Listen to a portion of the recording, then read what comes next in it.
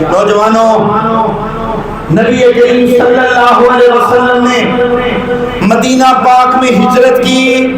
ہجرت کے بعد ہر سال نبی پاک صلی اللہ علیہ وسلم عید الاضحیٰ کے موقع پر قربانی کا حکم بھی فرماتے اور قربانی آپ خود قربانی بھی فرمایا کرتے تھے۔ مدینہ پاک آقا تشریف لے کے آئے، قربانی کی، اور قربانی کا اصل مقصد کیا ہے؟ قرآن کہتا ہے تقوی۔ قربانی کی کیوں؟ فرمایا ایک باپ اور بیٹے کی داستان اللہ نے دہرا کے 1500 سال کیا قیامت تک آنے والی دنیا حضرت ابراہیم علیہ السلام کی سنت کو زندہ کرتے رہے گی۔ اور نہ بچہ تھا چھوٹا، حضرت اسماعیل علیہ السلام ننھا بچہ 7 سال کا کم و پیش۔ توجہ میری طرف، مختلف مفسرین لکھا چھوٹا بچہ 7 سال کا۔ فرمایا جب وہ دوڑ دھوپ کے قابل ہوا تو اس کے بابا نے قال یا بنی، اے میرے بیٹا میری بات سنو، انی ارا فی المنام انی اذبحک فانظر ماذا تری، بیٹا میں نے خواب دیکھا ہے میں تجھے اپنے ہاتھ سے ذبح کر رہا ہوں۔ تو جب بیٹے نے یہ بات سنی تو قال یا ابت افعل ما تؤمر، بچہ کہنے لگا بابا آپ نے جو دیکھا ہے سچ دیکھا ہے، کر گزریے جو آپ نے دیکھا ہے کر گزریے، ستجدنی انشاءاللہ من الصابرین، اے میرے بابا جس بات کا اللہ نے آپ کو حکم دیا ہے وہ کر گزریے، انشاءاللہ آپ مجھے صبر کرنے والا اور صابر بچہ پائیں گے۔ نوجوانوں اور بزرگوں، اللہ سے محبت کا اظہار کا وہ دن آ گیا ہے، عشق و محبت کی داستان کا وہ دن آیا ہے، تقوی اختیار کرنے کا بامقصد دن 10 ذی الحجہ کو آ گیا ہے، اور یادگار اسلاف حضرت ابراہیم علیہ السلام کی یادوں کو پھر سے تر و تازہ کرنے کا وقت آ چکا ہے۔ نوجوانوں اور بزرگوں، حضرت سیدنا ابراہیم علیہ السلام نے جب قربانی دی تھی، شہزادہ نیچے لیٹا تھا، باپ چھری لے کے آپ اپنے بچے کی گردن کے اوپر چھری رکھ کے بیٹھے تھے، اور چھری کو کہتے تھے چل، چھری چل نہیں رہی تھی۔ حضرت سیدنا ابراہیم علیہ السلام نے ایک پتھر لیا اپنے پاس رکھ لیا مینا کے میدان میں، تو آپ چھری حلق پہ چلا رہے، چھری چل نہیں رہی، چھری کو پتھر پہ مارا، پتھر 2 ٹکڑے ہو گئے۔ مفسرین نے لکھا ہے حضرت ابراہیم علیہ السلام نے چھری سے باپ کی کلام کیا، کہا چھری آج میرے اسماعیل کا حلق پتھر سے بھی سخت ہو گیا، مجھے خدا کا حکم پورا کرنے دو۔ چھری نے اللہ سے دعا کی، خدا نے قوت گویائی عطا کر دی۔ لوگ کہتے ہیں چھری کیسے بولتی ہے؟ جیسے محمد کی ہتھیلی پہ ابو جہل کے سامنے کنکریاں بول اٹھتی ہیں، اسی طرح حضرت ابراہیم علیہ السلام کے حکم پر وہ بے جان چھری بول اٹھتی ہے۔ نوجوانوں، حضرت ابراہیم علیہ السلام نے جب چھری کو دو کیا، چھری کو چلایا پتھر پہ، پتھر 2 ٹکڑے، کہا چھری میرے اسماعیل کے حلق پہ چلتی کیوں نہیں؟ کیا ابراہیم علیہ السلام جب آپ کو آگ میں ڈالا گیا تھا، آگ کو گلزار کرنے کا حکم خدا نے دیا تھا، آپ کی آگ کو ٹھنڈا کس نے کیا؟ کہا یا نار کونی بردم و سلام علی ابراہیم، اللہ نے اپنے حکم سے آگ کو ٹھنڈا کر دیا تھا۔ کہ جس خدا نے آگ کو ٹھنڈا ہونے کا حکم دیا تھا، اسی خدا نے مجھے آگ کو تو ایک بار کہا تھا، مجھے 70,000 مرتبہ خدا نے کہا ہے چھری میرے اسماعیل کا بال بھی ٹیڑھا نہ ہونے پائے، میرا اسماعیل میرے بندے کا بال بھی ٹیڑھا نہ ہونے پائے۔ آج میرا بندہ ابراہیم خلیل اللہ، میرا خلیل، اور میرا اسماعیل ذبیح اللہ علی نبینا علیہ السلام، دونوں اپنے امتحان پہ پورے اتر گئے ہیں۔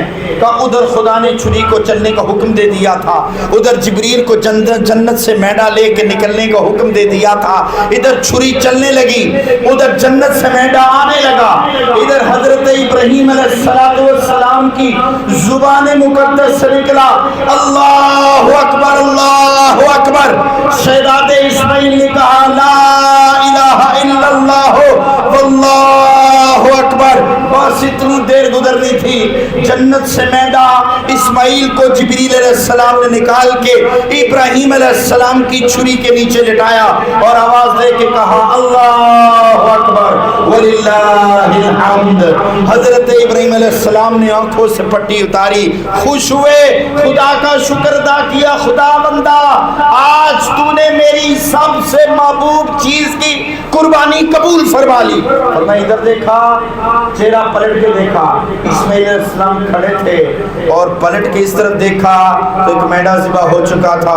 खुदा अपने कलीम से फरमा रहा था, ऐ मेरे बंदे, हम अपने बंदे का इम्तिहान लेते हैं। खलीलुल्लाह, हमने आपका इम्तिहान लिया है, 7 आजमाइशों में डाला है, मगर आपने सच कर दिया।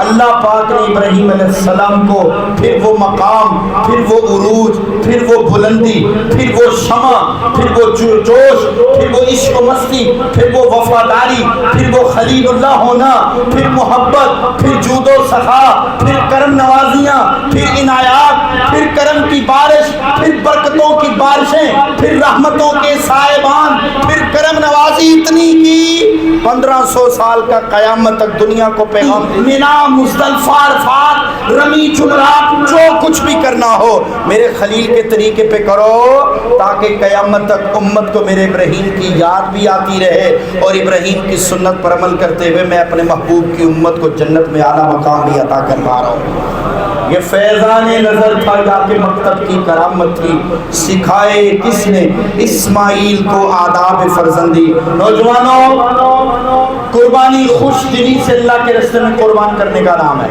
मजबूर होकर नहीं। तवज्जो मेरी तरफ, कुर्बानी मजबूर होकर जानवर ज़िबा करने का नाम नहीं।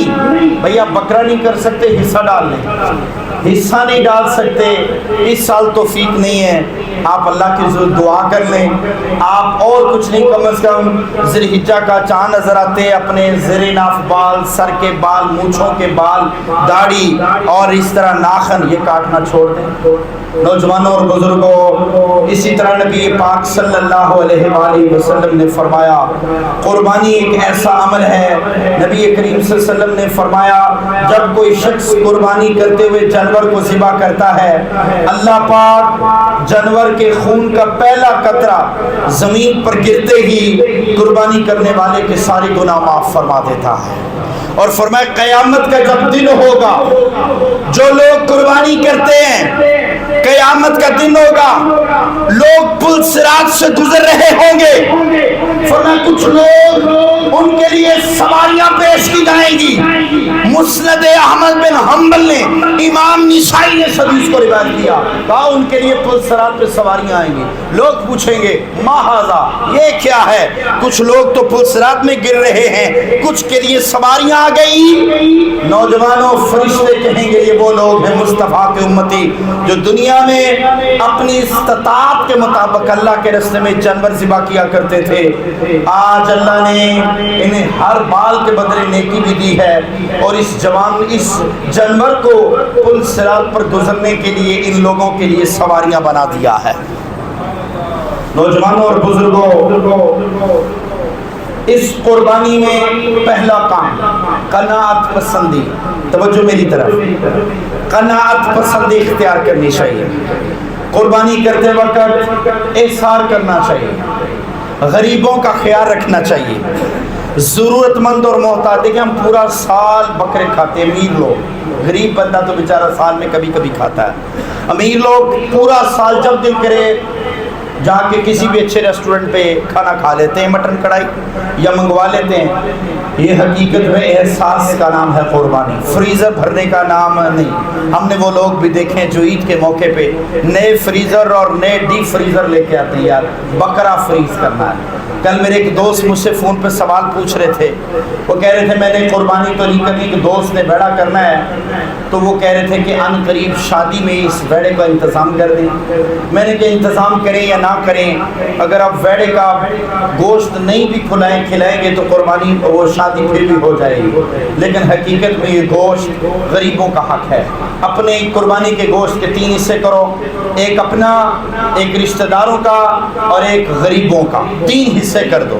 ایک کسی نے بکرا ذبح کیا، 20 کلو وزن ہوا ہے، تو نوجوانوں اور بزرگوں 6.5 کلو تینوں حصوں میں ڈیوائیڈ کریں تاکہ سب کو تینوں حصوں میں جائے۔ یہ قربانی مقروض اور دینی اور مذہبی اور غریب اذیت پرست لوگوں کے لیے قربانی ہے۔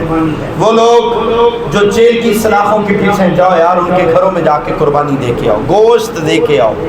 ایسی جگہ پہ قربانی کر لو جہاں غریبوں کی بستی ہے، غریب لوگ رہتے ہیں، گوشت بانٹو غریبوں کے اندر۔ اور غریب تلاش کرنا یہ آپ کی ڈیوٹی ہے، آپ کی ذمہ داری ہے۔ نوجوانوں، امت پر مشکل وقت ہے، پاکستان کے حالات بہت خراب ہیں، مہنگائی بہت زیادہ ہے۔ جن کو اللہ نے توفیق دی، غریبوں کا حق رکھیں، زیادہ سے زیادہ لوگوں کو گوشت تقسیم کریں۔ ہم اپنے تعلق والے لوگوں کو 2-2 کلو کے شاپر دے آتے ہیں، غریب دروازے کی چوکھٹ پہ دستک دیتا رہ جاتا ہے، ہم کہتے ہیں بھائی گوشت ختم ہو گیا۔ فوت شدگان کے ورثاء سے سارے تعزیت کریں عید کے موقع پہ، اور رسماً قربانی نہیں بلکہ سنت ابراہیمی کریں۔ اللہ کے حضور دعا ہے اللہ پاک حضرت ابراہیم علیہ السلام کی سنت کو زندہ کرنے کی توفیق عطا فرمائے، اور اللہ پاک حضرت ابراہیم علیہ السلام کا جو منشور تھا، جو مقصد تھا، جو تقویٰ تھا، اسے سمجھنے کی توفیق عطا فرمائے۔ آج امت کے حالات بہت خراب ہیں، لوگ پریشان حال ہیں، لوگوں کے ساتھ دل جوئی کریں، جو ناراض ہے اس کے گھر چلے جائیں، دستک دے سے گلے ملے کہ یار اللہ کی رضا کے لیے معاف کر دو، زندگی کا پتہ کوئی نہیں۔ عید الاضحیٰ اور عید الفطر کا دن خوشیاں بانٹنے کا دن ہے، محبت بانٹنے کا دن ہے، لوگوں سے صلح کرو۔